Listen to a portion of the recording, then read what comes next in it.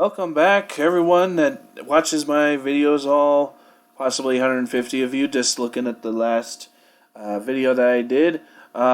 We got some more Seraphon news. I didn't want to do yesterday because the news was pretty slow, so we'll just wrap it in today. But today was the big Stegodon reveal, and they've been hyping that up like crazy, so I did want to talk about that. But this book is just, it's looking so good, and honestly, the choices seem to be endless. I look at it and makes my OCR Bone Reapers, and I also have some Iron Jaws that just kind of tide me over while I wait for Seraphon.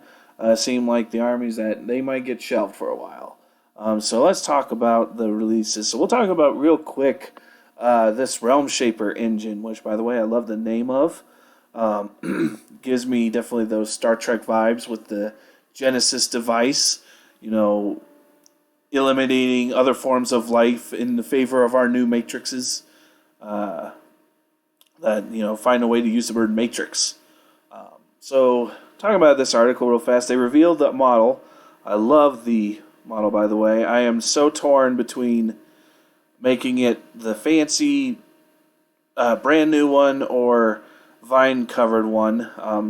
And there's no difference between the two models rules-wise. There's just aesthetic, and I think I'm going to lean more towards the brand new one, only because eventually there'll be a slideshow towards the end when I wrap this up. But my guys are rather based in their lore on the Starborn idea, because they're formed from the Lizardmen, and my guys are black and white because my poor Slan is colorblind. So that was kind of the joke I made with. I was reading the lore in the first book, what little lore there was, and that's what I decided to do. So that's more of a Starborn aesthetic, but I guess there's nothing wrong with saying they're, newly, not pilgrimed, newly colonizing the realms, and they've become real, but they, in becoming real, don't regain their color. So I don't know, we'll see when I get the box, but I am kind of leaning towards, I love this glow effect that they put on it. But, so the rules for this seem pretty simple, unless there's rules for this they haven't revealed yet.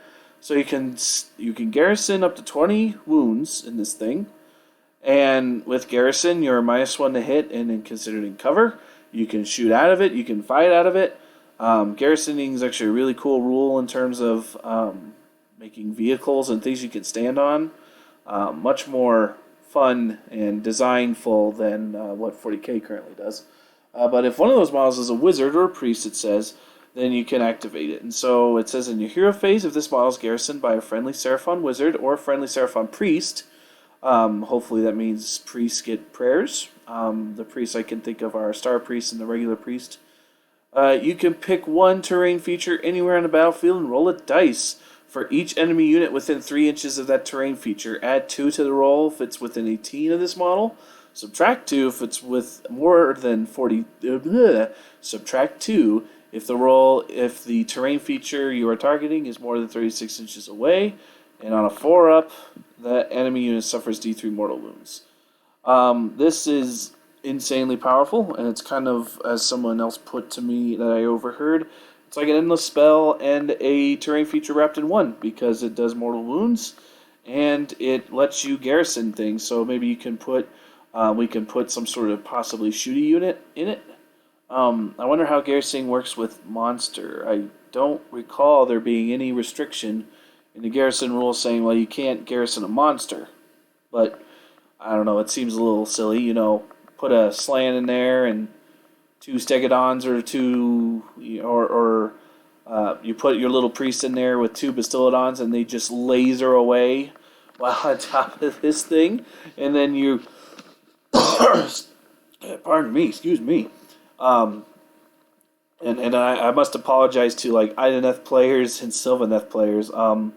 Your terrain pieces are going to turn against you because you put your boats in the middle of the field. I think this is going to be around 18 inches away from them, and then you get close to your ships and you're like, I have a 6-up, feel no pain now, and then you're like, okay, roll a dice for each unit within 3 inches of that sucker.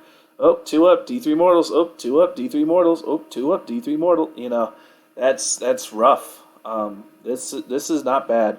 and it's a Age of Sigmar terrain feature, so it's obviously going to be free, unless that's going to be a new design. But it's going to be free. It's going to be 0 points. So, great. Love the terrain feature. Love the 2 choices. Whoever's going to go the extra mile and magnetize this thing so that you can reassemble it in both ways and paint both sides, you're the real MVP. Show it off, man. Be proud of the real MVP, but that's going to be probably more work than I like to play.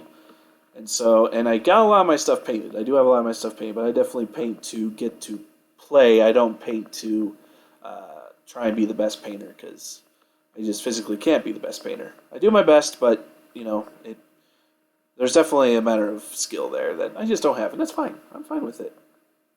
Now we get to the Stegadon list. The Stegageddon list. Enunciate.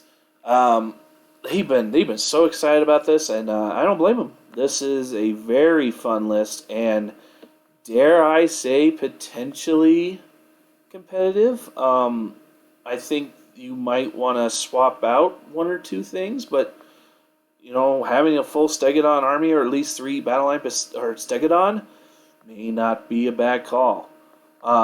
So they talk about this. So they talk about this is the reinvention of the paradigm, which is an interesting way of putting it. But this is, as they say, you're fielding a Coalesced Thunder Lizard army. Now let's remember, Coalesced, they have a lot of rules. They have extra bite attacks. They have -1 damage on any attacks done to them. They ignore bravery modifiers, and they ignore terrain effects on their table half. Those are their 4 points from their earlier release. So that's a lot of benefits to keep in mind. But we don't, and then they don't show in this article, but they shared on the Age of Sigmar Facebook page what the Thunder Lizard ability is beyond just a Coalesced, and it's a doozy. You add 2 wounds to the characteristics of any Thunder Lizard monster. So if we can assume that all the monsters have what their current wounds are, you're talking 10 wound Bastiladons, 12 wound Stegadons, 14 wound Carnosaurs. Need I say more? It's an insane ability, and they actually reveal more Thunder Lizard rules later. But you're -1 damage, and you have 2 additional wounds. Yikes. That is really good. And depending on the kind of output of damage that these things can do, like I said, we could see it on tables. So they talk about the core with the Stegadon, and I love that they reveal Gout of Fire. So they talk about, in their make-believe list, they actually have 4 Stegadons, and they change with this subfaction to be Battle Line. And as every FAQ from all the other armies that ever have Behemoths as potential Battle Line, that actually does not count towards the Behemoth 4 max. So these 4 Stegadons are in the clear. You allowed to get more Behemoths after them. So they talk about the 2 ways you can equip them: Sky Streak bows and Sunfire throwers. And they talk about how bows are long range stuff, and that's what they've been before, but currently they're 25-inch.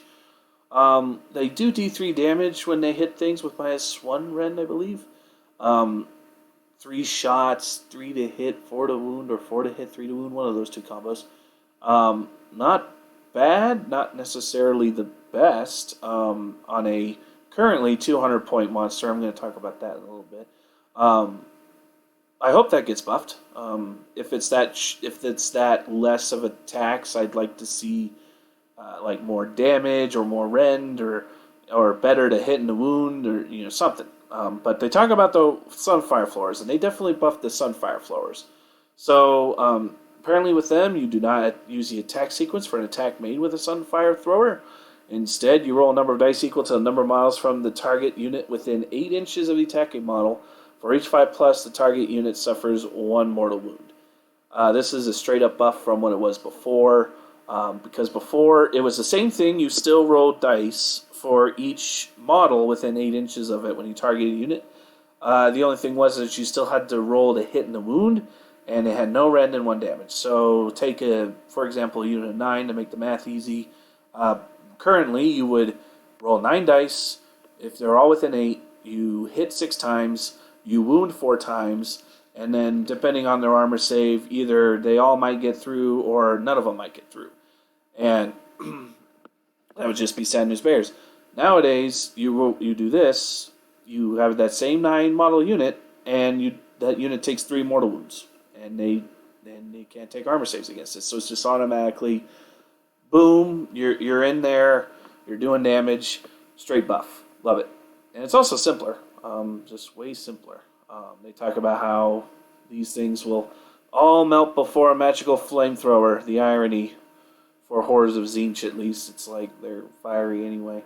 And there it is right there. I need to...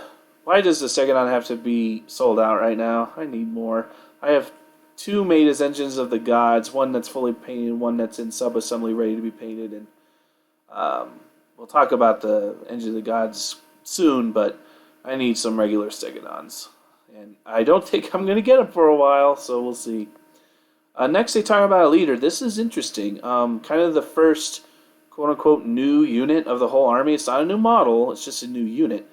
The one thing that bothered me about current Stegodons is that they have the Skink Chief rule that lets them do their thing, and they're like, well, a Stegodon can have a Skink Chief on it. And in Age of Sigmar, there's no points differentiation, so it's like, why wouldn't you have a Skink Chief on your Stegodon? Like, all Chaga Stegodons should have Skink Chiefs on them to get the ability they got.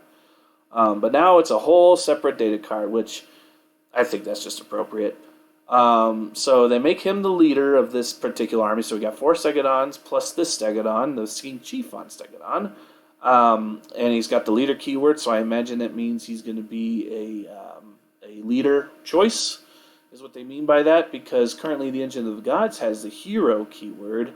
So I wonder if that's just kind of a mix of terminology. We'll see if the Engine of the Gods maintains that. Who knows? That might have been just the slot that this guy replaces. But he gains a special command ability, Coordinate Strike. You can use this ability to start a command phase. If you do so, you pick a skink unit wholly within 24 of this hero. Until the end of the phase, you add 1 to the attacks for melee weapons.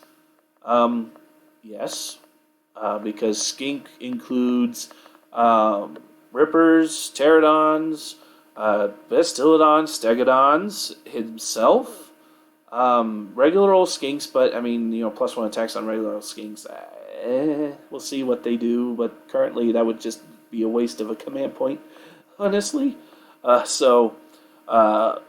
+1 attacks to all their stuff. Now, I hope this means that it's +1 attacks to your quote-unquote mount attacks as well, because usually the skink attacks on any of these monsters is pretty pitiful. That seems to be what they're implying, because they talk about, well, skinks, it says skinks, the Stegodons are much larger than those. Well, that's the thing that gets spicy. They have the skink keyword, and they benefit from this.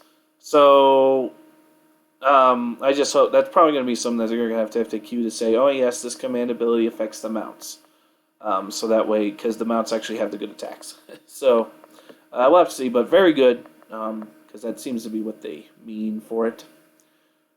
Well, now we're on my Engine of the Gods. So they have 5 Stegodons already. Now they're going to add 2 Engines of the Gods to this list. And Engines of the Gods looks like they have had a rework. Potentially nerfish, but we don't know enough yet. We really don't know enough. And they describe them as massive magical artillery pieces that do, well, everything. So I would describe them that way currently, so I don't think all their functionality is going to go away, but we'll just have to see. Things definitely got shifted around, which we'll get to in a moment. So they're talking about that without a slan nearby, you'll generally be getting the 4-8 result on 2d6, which provides healing on nearby units, making your Stegodon's horde horrifying hard to displace. So they talk about the 4-6 result on the Cosmic Engine rule was that you would heal. Now you heal D3 units wholly within 12 of this model. Roll separately for each unit. This is fantastic for their current army list. So not only are you -1 damage, not only are you +2 to your wound characteristic, but every turn on average, without a slan to boost it in some form, as they say here, you're healing D3. ridiculous. Ridiculous.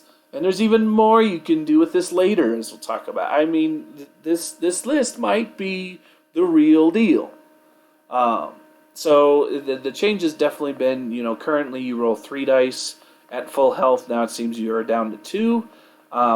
With a slan, it currently means that you roll 4 dice and you get rid of 1. With a slan, they might let you roll 3 dice and keep all 3. We'll have to see. But at least I like that functionality still is there. I like that the slan was like, I'm going to just manipulate this crazy engine thing to be more akin to what I would like it to be. But just the generic result's crazy. The 4 to 9 or 5 to 9, the similar range result currently is the 25-inch D6 Mortals. They describe this as an artillery piece. I imagine that will still be a thing, just in a different result, because they seem to want to emphasize the more healing aspect, which is cool. I love it. Now you see, that's not a stegodon. That's a totally different kind of vegetarian dinosaur. I assume Bastiladons are vegetarians. I mean, they got sharp teeth. I don't know. Anyways, so you have 7 stegodons, and now they've decided, they're going to play cheeky here and then add a Bastiladon into the list. As they describe as basically invincible and has a laser. So Bastiladons are one of the units that are probably the one that either doesn't need to be touched at all or requires the most minimal amount of changes. So, will it keep the unrendable save? Probably. Will it keep the mortal wound saves? Most likely. If they wanted to save any time, like I said, the Bastiladon, design-wise, was a perfectly fine monster. I don't see anything wrong with it. And so they talk about that you pew-pew with your Bastiladons, which is definitely something you do now. But now they talk about that he may not be a Stegodon, but he's just as awesome as one, earning him inclusion in this list. And they reveal this, and this is where this list kind of goes off the rails of, oh my goodness. So this is a command ability for the Thunder Lizards, so you're only getting it in this one faction.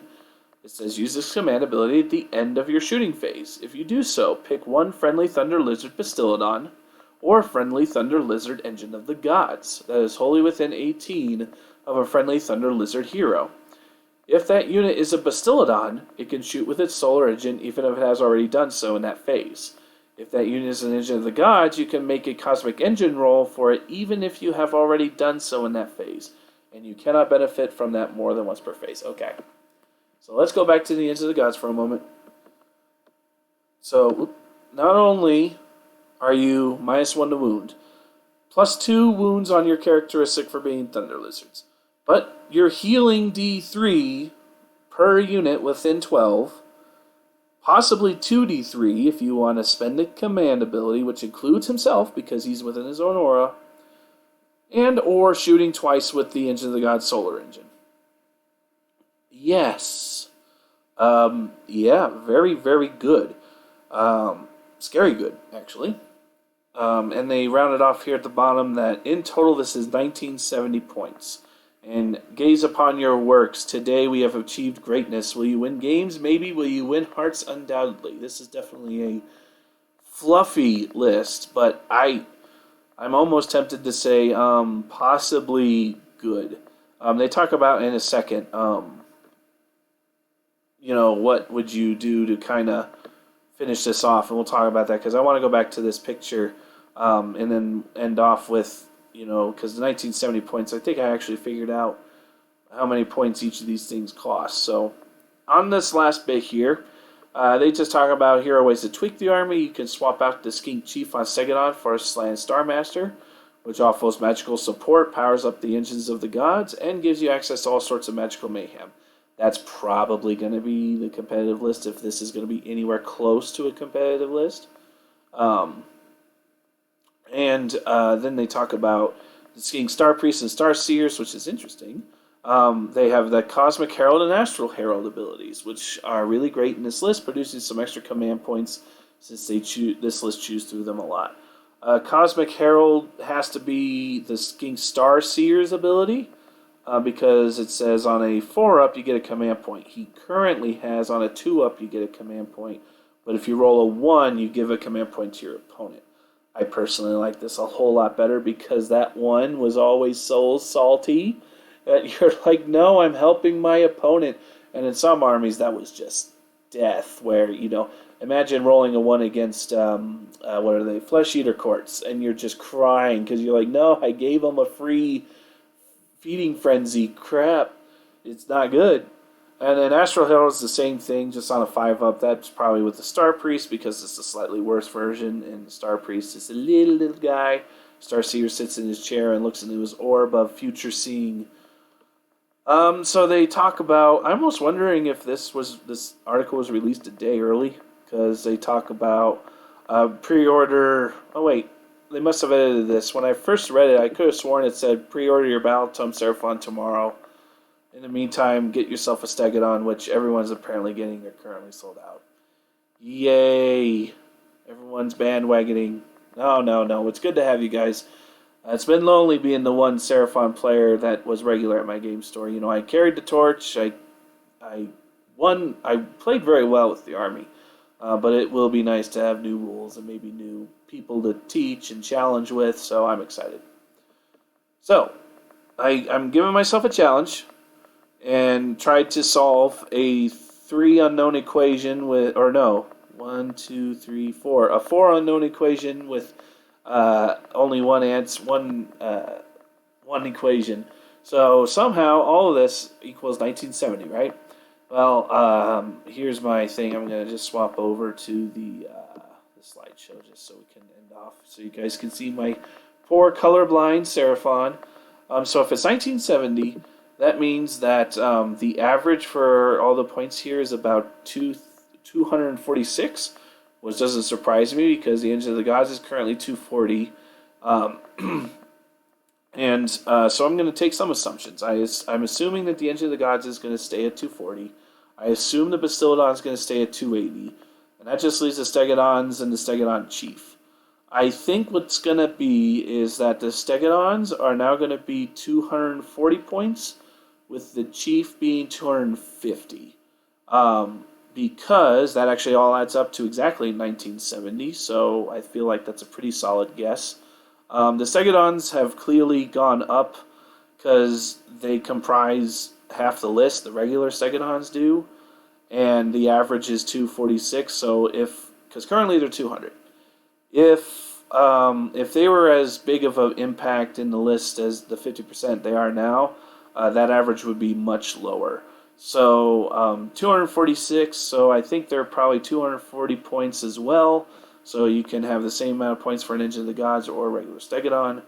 And the Stegodon Chief, being a hero/leader, is a little bit more at 250. And the reason why I kind of settled at 250 for a Stegodon Chief, or the Skink Chief on Stegodon, is because they talk about that you can swap the Skink Chief for a Slan. And I think that if you put in a Slan, you'd be on the nose 2,000 points. So that leaves you 30 points of extra for the Slan, and so that would put, and the Slan's currently 280, if I recall. I'm pretty sure I use Azir for all my stuff, and watch me be totally wrong because now I'm pulling it up. Oh no, a regular Slan's Tarmaster is 260. So anyways.